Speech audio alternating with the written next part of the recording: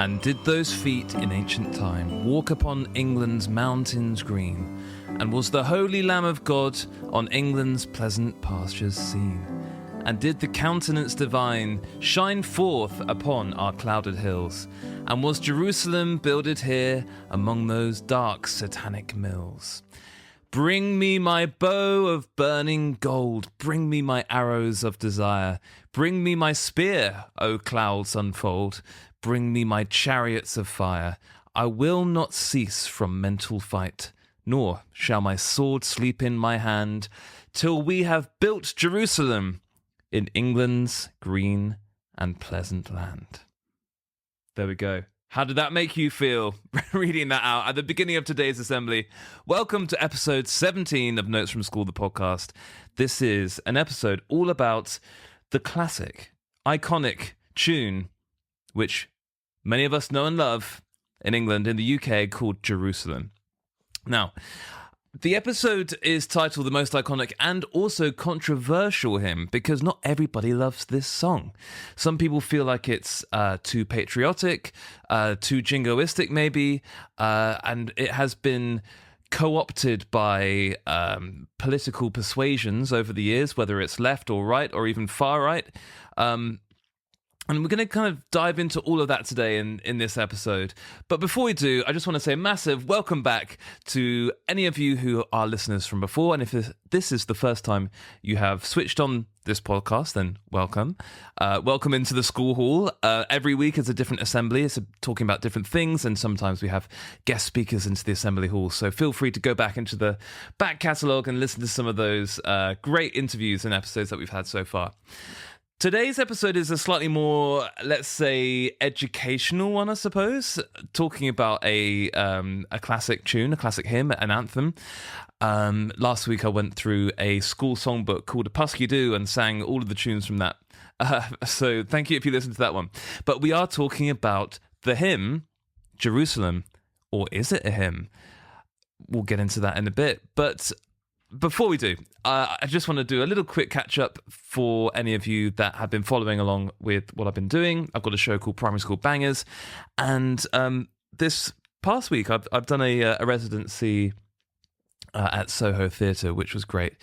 And this week coming up, I've got shows today, on Wednesday, the 14th of May, in St Helens, and then tomorrow in Cheltenham at the Playhouse, which I played earlier this year, and I'm looking forward to going back, and also Harlow and Butlins Minehead. So going around the country, singing the primary school assembly bangers. Shout out to the Soho Theatre crew.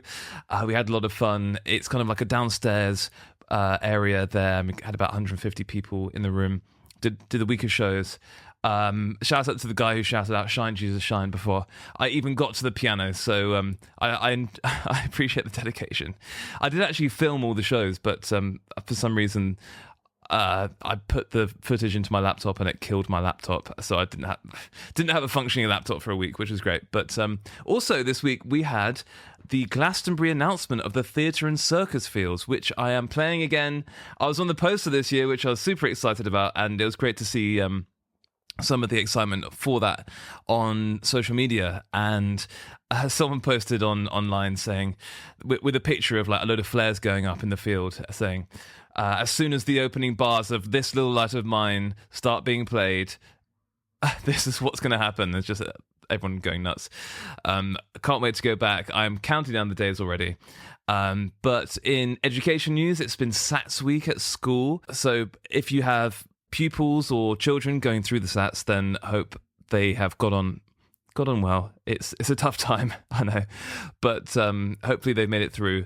And I thought that I would introduce a little bit of kind of positive music news each week if I can, because I feel like whenever we talk about the state of education and music in the UK, it's always kind of doom and gloom. But I thought I'd give a little bit of kind of positive news if I can, just to have a bit of an antidote to the endless kind of negativity of the news. So I kind of saw a few things that I thought were great. So first of all, I saw in Birmingham, there is an award of £200,000 that has been given to benefit primary school music education, which is great. So 5 primary schools are going to host a composer in residence who's going to work with classroom teachers and the school music leads to give opportunities for pupils to compose in the schools, which is great. And that will benefit over 600 school children in Birmingham over a 2-year period, which is fantastic. On a similar note, the Association of British Orchestras are starting a campaign to get an orchestra in every school, which is very exciting. They want to deliver 1,000 music-making experiences in 2025 to give over 1 million young people the chance to experience the joy and power of live music. So good. And the final little bit of positive music news is going back to Bournemouth, where I grew up singing with the Bournemouth Symphony Chorus, and the Symphony Orchestra are also getting a grant, about 300k, to bring music into schools, hospitals, care homes, and give music-making opportunities for young musicians. So apparently last year, the Symphony Orchestra in Bournemouth created 47,000 opportunities for people of all ages to experience live music making, which is incredible. Great stuff. And as I said, I grew up singing in the Bournemouth Symphony Youth Chorus and then the main chorus. And I was probably the youngest member of the chorus there by quite a number of decades for a while. But I had so many amazing music-making opportunities, singing with the orchestra, singing in various different recordings, and getting to know so many new pieces of music. And that really gave me so much confidence as a young guy who's going through like late teens and not very self-confident. It did give me a real boost in my self-confidence and introduced me to all sorts of people of all ages. And that's what it's all about, isn't it? You know, bringing the positivity and the great experiences. But so it's really good to hear that those experiences hopefully are going to be available for the people in those communities, whether it's in Bournemouth or Birmingham. And a lot of us have those kind of formative musical moments in our younger years, and that's kind of why I set up this whole show, because it's kind of a way to hark back to those days where we might have had the positive experience of music making. And now not many people do sing or make music unless you are part of a choir, or unless you sing in like a sports stadium, or perhaps if you're in the Women's Institute, which is going to neatly segue this episode into talking about Jerusalem, the anthem, the hymn. And that is a tune that many people sang growing up at school. I didn't really, because it's more of the hymn, it feels more like a public school kind of experience of singing. I know a lot of people that went to public schools and they sang Jerusalem very regularly, and a lot of them had it as their school song. I don't know why we never sang that one in school for whatever reason. And quite often people ask, do you sing Jerusalem as part of your primary school bangers show? And I generally say no, it's not part of the set. I have had it requested a few times and I have sung it. And interestingly, it's not always gone down that well, which, I don't know, maybe I will explore a few topics today as to why it might not have gone down so well. But I do say generally, it's not really a primary school song. It's actually quite hard to sing. Jerusalem has a huge vocal range. It goes from quite low to very high. So for primary school children, it's a bit tricky. And the piano introduction is very complicated. We've got lots of tricky chords. So I've got my piano here. So for example, when I'll do a song like Who Put the Colours in the Rainbows? Who put the colours in the rainbow? Who put the salt into the sea? It's actually quite a small range, a smaller range. But with Jerusalem, we're going right from the bottom of the vocal range right up to the top. So it does stretch it quite a lot, even for adult singers. So for primary school bangers, it's not quite in there. But maybe if I do a show called Secondary School Bangers, who knows? Who knows? It could make the list. A lot of people have had Jerusalem at their weddings, including Prince William and Kate. They had it at their wedding, I believe.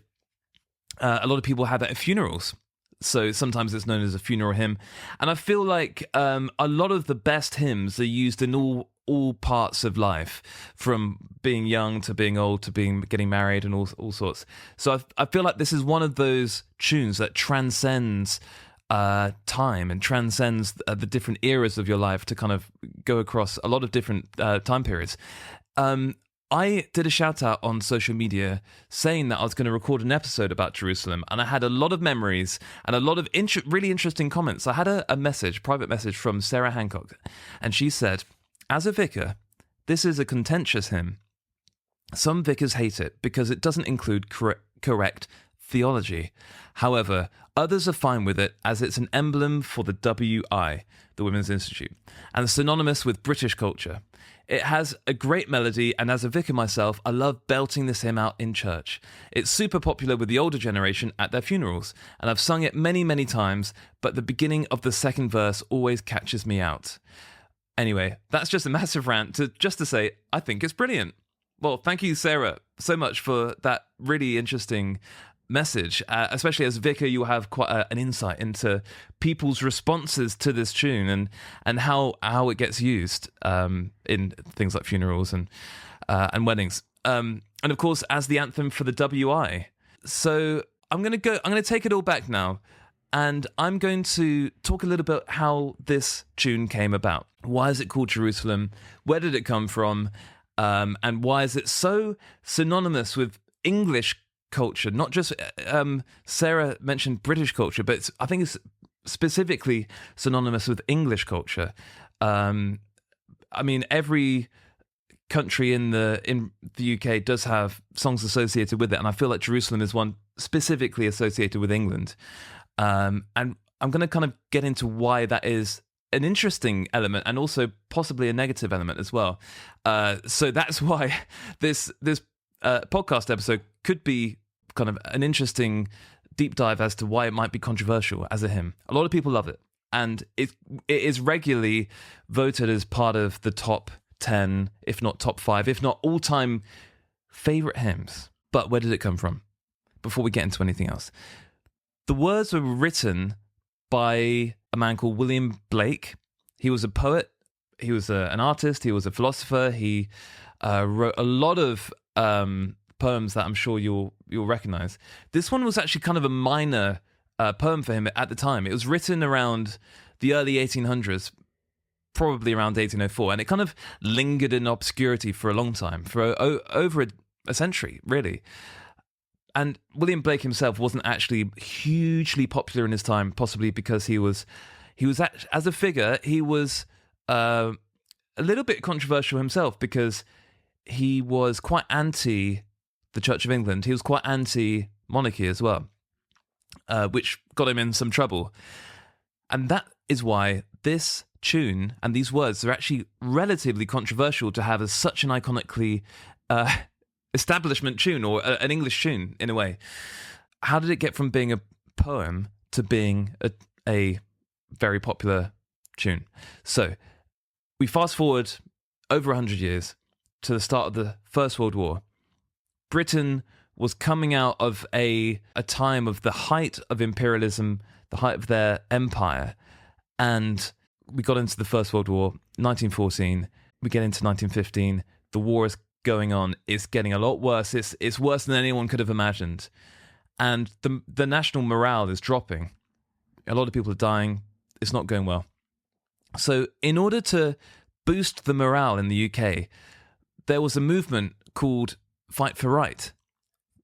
Not necessarily right wing, but fight for right, as in fight for what is right in the fight against the Germans, which I'm not going to get quite into it. This might be one more a topic for the rest is history, but I think it's slightly more dubious in the First World War what could be seen as right and wrong compared to the Second World War. But anyway, the establishment wanted to boost national morale, and so this movement was founded, and there were lots of people involved in it. The cheery optimism from the beginning of the war had gone, and there was this movement, Fight for Right, which included a lot of major figures, including the poet laureate at the time, a guy called Robert Bridges. He published an anthology of patriotic poetry to get people enthused about supporting the country again. And this included a certain poem called Jerusalem by Blake. So he'd found this poem and taken it out of obscurity, and he wanted to set it to music. He wanted it to be sung. So he got in touch with a few composers, but eventually landed on a guy called Parry, this composer called Hubert Parry. Parry was a very successful composer. He was actually towards the end of his life at this time. He had written the coronation anthem for Edward VII's coronation in 1902 called I Was Glad, which was sung at Charles's coronation as well a couple of years ago. And he had a very distinctive Victorian kind of Edwardian style. And if you listen to his music, like Blessed Pair of Sirens, for example, or he had a lot of choral music, it's full of sweeping melodies and hints of chromaticism that were kind of inspired by composers like Wagner. But so Bridges, a poet, got in touch with Parry, and Parry went away and he wrote the music. So he went away, wrote the music, and he sent it back and said, "Oh, here you go. Here's a tune. Do what you like with it." Those were Parry's words, apparently. Here's a tune. Do what you like with it. It was an instant hit. And so Parry also did write hymns. So he had he wrote orchestral music, he wrote choral music, but he did write hymn tunes. So he wrote the hymn tunes to "Dear Lord and Father of Mankind," which a lot of us know. "My Soul There Is a Country" as well, he wrote. So Parry composed the tune. It was an instant hit. It was sung in the Queen's Hall, I believe, in London, and it was immediately kind of transcribed for organ, for piano. It was published in sheet music, and in 1922 actually was reorchestrated by Edward Elgar, who a lot of us know as another classically English composer, a very iconic composer who reorchestrated it. So he turned it into a grand orchestration, which is always heard at the last night of the proms. So as well as Jerusalem being heard over the years as part of like sports chants and Women's Institute meetings, it's also heard every year pretty much at the last night of the proms, which is another very English and British institution. And it had the tune had a bit of a resurgence in the Second World War when thousands of people were singing Jerusalem in the Royal Albert Hall, and that was broadcast. And it's also been sung at remembrance services ever since, due to its association with the First World War and boosting patriotic spirit, and also the Second World War as well. I want to get into a little bit about the music before we get into the words, because I want to kind of understand why it's so popular and why it works so well as a tune. So I'm going to play you the introduction here, and much like reading out the words at the beginning of this episode, I wonder how this will make you feel. So listen to this.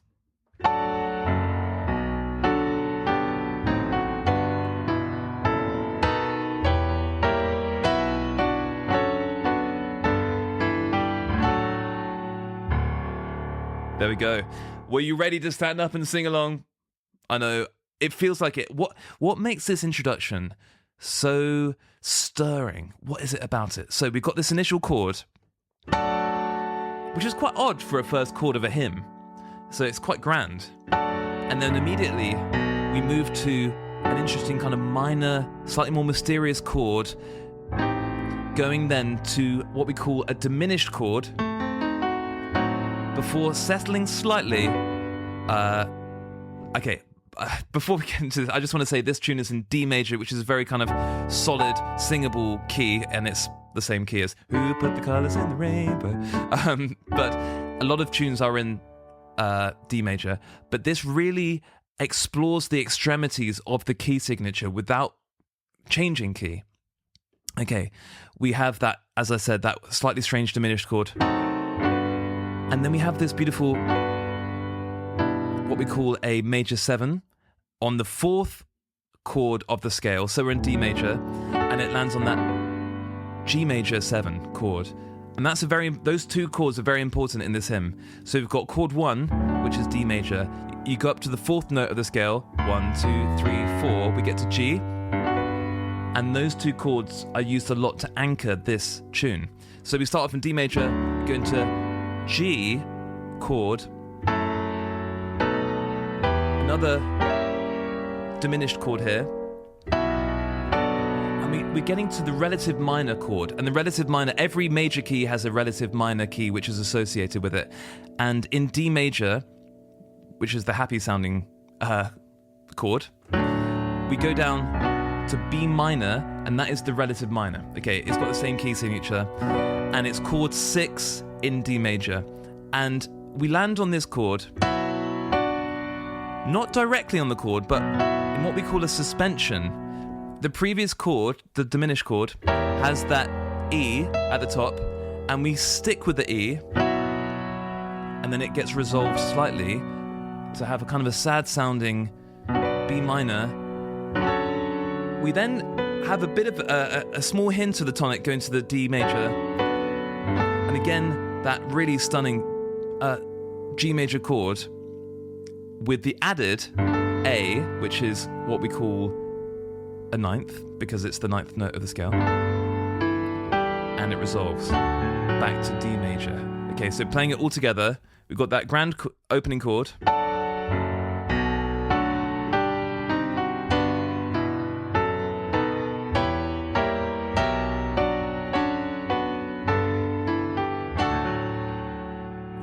so much happens in just 4 bars, but then when it hits the D major, and to those feet, we're all ready to sing.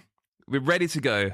Despite being quite a complex introduction, that's why it works so well as an orchestral arrangement as well, because there are lots of inner moving parts within the chords. Lots of what we call the inner voices are moving. So we have lots of chromaticism as well. So notes that aren't necessarily in the scale of D major. So D major has got an F sharp and a C sharp. We have an added D sharp here, and a flat and a naturalized C to make that diminished chord. And so these kind of small chromaticisms, these small bits of color, come into the fairly basic chords of D major, G major, and if it was just like that, it would be fine. It might be a little bit boring as a hymn. A lot of hymns don't have that much interest musically within it. What makes Jerusalem musically English? How can something be musically English? What is it that we associate with this tune that makes it English? There are a few things, I think. First of all, it is what I would kind of, if we're getting quite philosophical about this, I would say that we have something solid, we've got something strong like a D major, solid D major chord. We've got little moments of doubt going to the minor chord, what we call the relative minor chord. We have little moments of intrigue, like those strange diminished chords in there.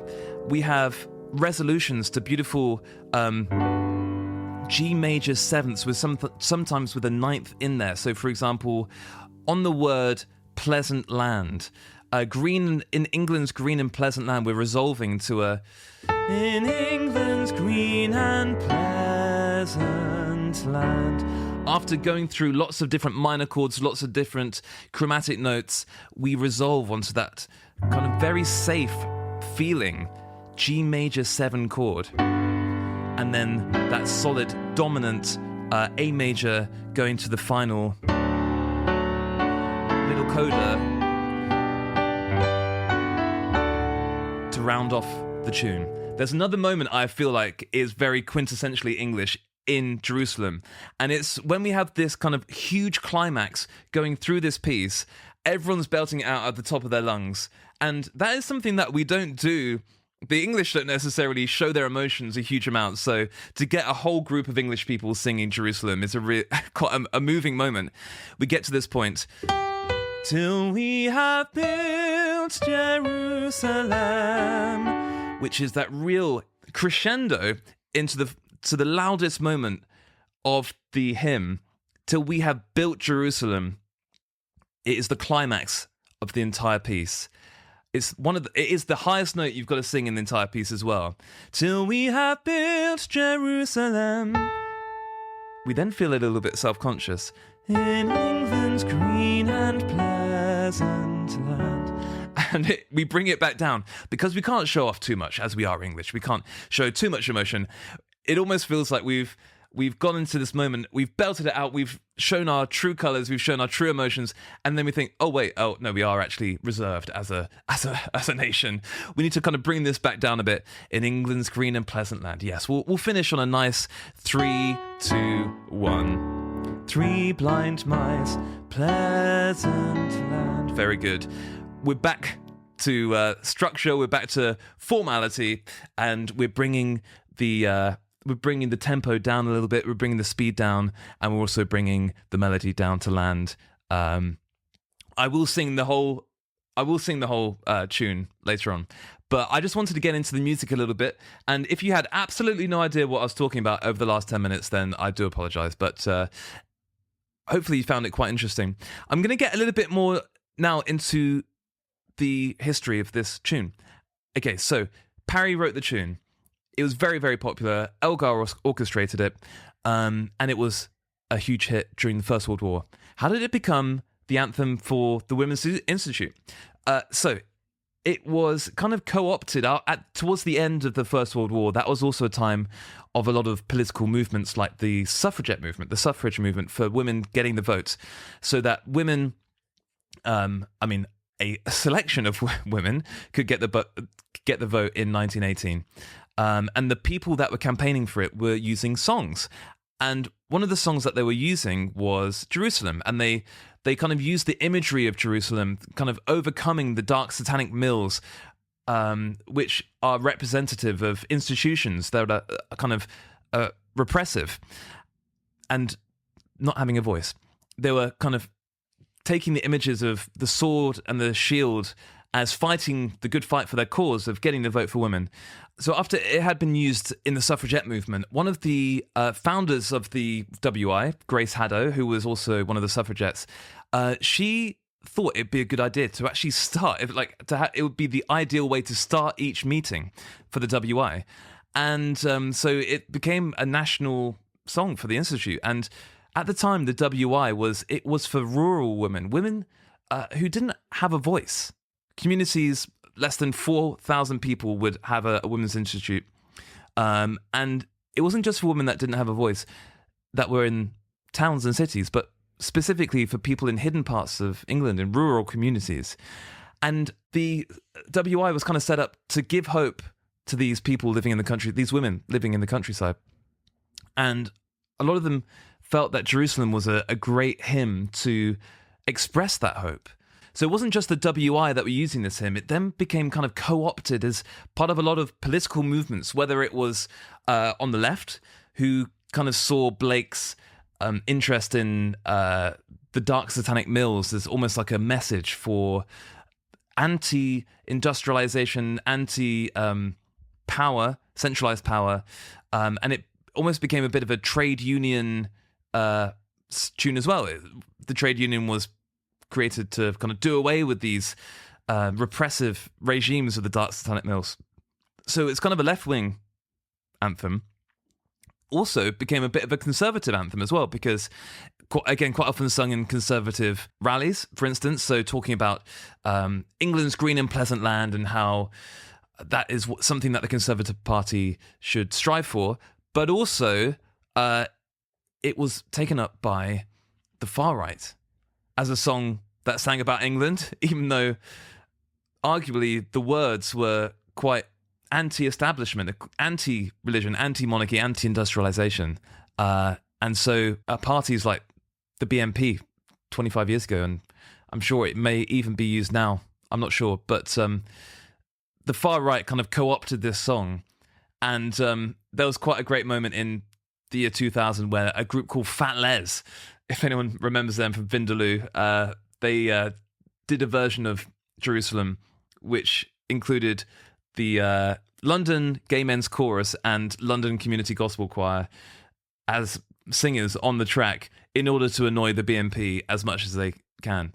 So that is where some of the controversy comes from. So taking a tune which had a lot of kind of national pride and putting it into a political context. And you could argue that that is one of the great things about music. You can use it for whatever way you want to. You can interpret lyrics and use them in your own way. But when things get politicized, that's when things start to get controversial. Is it a hymn? Is Jerusalem a hymn? Because not only was it controversial for its use in politics, actually, ironically, it has been quite controversial for being sung in churches. Because technically, a lot of people could argue it's not actually a hymn. What would the definition of a hymn be?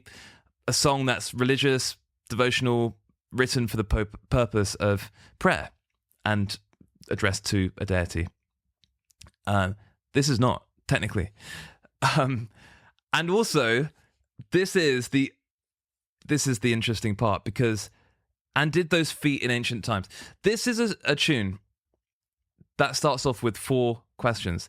Did those feet in ancient time walk upon England's mountains green? Was the Holy Lamb of God on England's pleasant pastures seen? And did the countenance divine shine forth upon our clouded hills? And was Jerusalem builded there among those dark satanic mills? Someone messaged me to say this is called the No Song, because you've got 4 questions that start it off and you answer no to every one. This is, of course, a slightly strange story about... probably apocryphal story about how Jesus visited England and actually visited Glastonbury. So how did we get a song about Jesus as a young man going to Glastonbury? How did we get there? Apparently the tune was written about Jesus in his kind of unknown years. And he went on a road trip with his uncle, Joseph of Arimathea, allegedly to England, and visited Glastonbury. Blake then says, did this actually happen?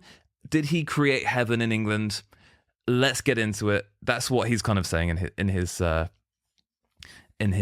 words. And he was also living through a time of massive change in England, huge industrialization. The countryside was being ripped up and turned into factories, and very near him there were some mills called the Albion Mills, and apparently that's what the dark satanic mills are referring to.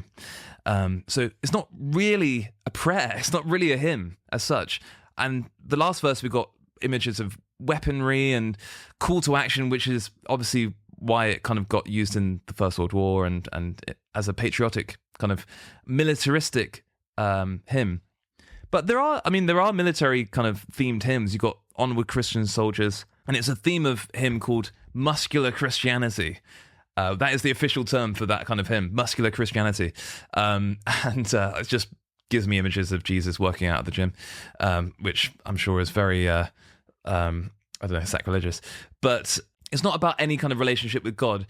It's about the relationship between country and religion and industry in quite a subversive way.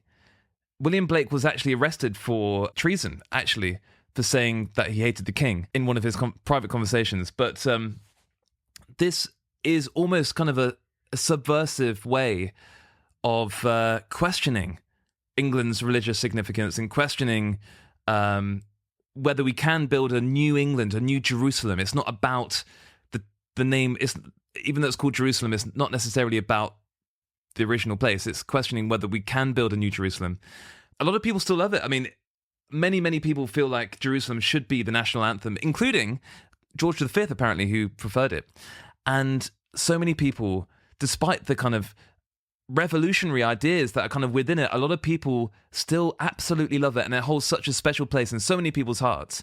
And when I posted on social media about the fact I was going to write an episode called Jerusalem, and about that, I had so many comments, and I just want to read you a few of the comments now. I had people saying that they sang it at their parents' funerals. I had people say that they sang it as part of the WI, of course, and they sing along to it when it's on TV as part of the last night of the proms. Great comment from Sandy Vincent, who is my mum's friend's mum, and she said that she used to volunteer to play the piano when the music teacher at school was on long-term sick leave, playing for assemblies and special occasions like Harvest Festival and Christmas. She says, I had sung Jerusalem in my school assemblies and thought it would be good to introduce it to Oakdale, which is the area of Poole I grew up in. The children really took to it, and not long after, it was being sung a lot on TV. Can't remember if it was for sport, and it made me proud. But it made me proud to think of all those kids being able to sing that great song. At that time, the school was using 2 books, Come and Praise and In Every Corner Sing. It was number 104 in that book. Great memory from Sandy. And over on Instagram, I had so many messages saying, absolutely love it. One of my favorites. Someone said, brave of you to weigh in on the Israel-Palestine conflict here. because I just said thoughts on Jerusalem. But we're not getting into that in today's assembly. If you aren't prepared to belt this out at my funeral, unfriend me already. An absolute classic. A fave, even though I'm Scottish, says Jenna Lou. So many people loved it.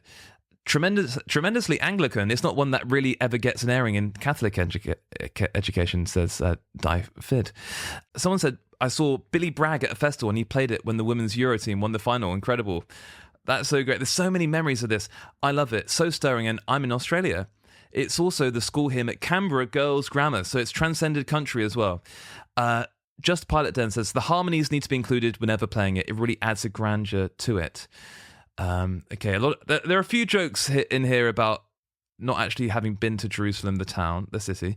But so many memories I got sent through. As an ex-church choir girl, I love it. Better than All Things Bright and Beautiful at a wedding. We used it as we signed the register at our wedding. Always gets a lump in the throat. What a belter. Reminds me of Goodnight, Mr. Tom. Quite a number of WI members in the comments as well. Certified banger, someone else says. Obligatory to join in the last few chords with a da-da-da-da and a bit of air organ. Hi Wiz says. Love it. Should be the national anthem, a few other people said. My dad's favourite, I thought it should be the national anthem. It was his funeral song. People need to sing it like they're standing in the crowd at Twickenham before kickoff, says LJ Grayson. At our school leavers chapel service, we all cried as it was the last time we'd sing together, Sledge 101 says. And Debbie Main says, I like it. We sing it at church every so often. Probably a bit colonial/elitist these days. Yeah, interesting. I could go on. I've got so many amazing comments. The only hymn the rugby lads would belt out in the school chapel. Also amazing at Twickers. So after all these fantastic comments, I feel like it's time for a bit of a sing-along. Every episode in Notes from School ends with a bit of a sing-along, and it's time to sing. Oh, sorry, someone else said it was adopted as a school hymn of a school in Hong Kong. Okay. So it's gone around the world, this tune, and there are so many elements to it. I talked about the history today. I've talked about the words, and I've talked about how politically it has been co-opted for different kind of purposes. But we now need to dive into the song. We've even done a deep dive analysis of why the song works and why it might be British. It's time for a sing-along. Here we go.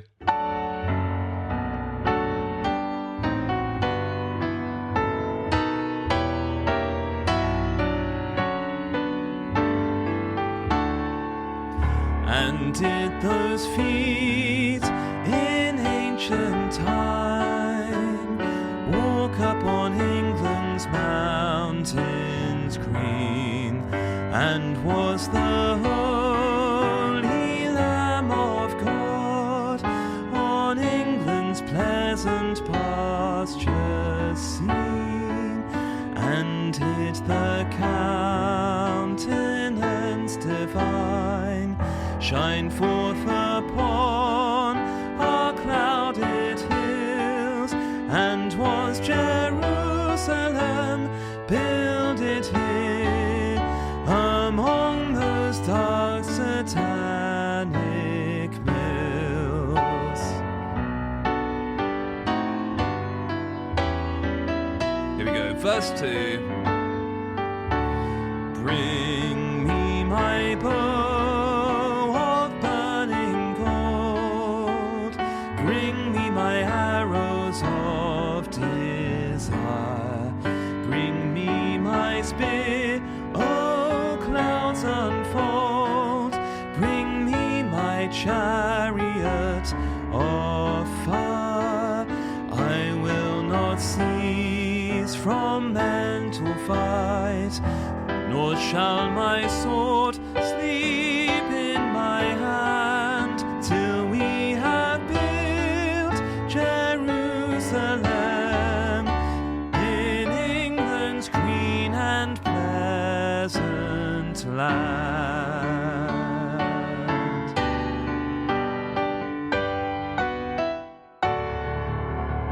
There we go, that was Jerusalem. I hope you are singing along at home, and whatever you feel about this tune, it still is so loved by so many people, and it's such an iconic part of English and British culture. So thank you so much for listening to this episode, and I can't wait to see you again next week for another episode of Notes from School.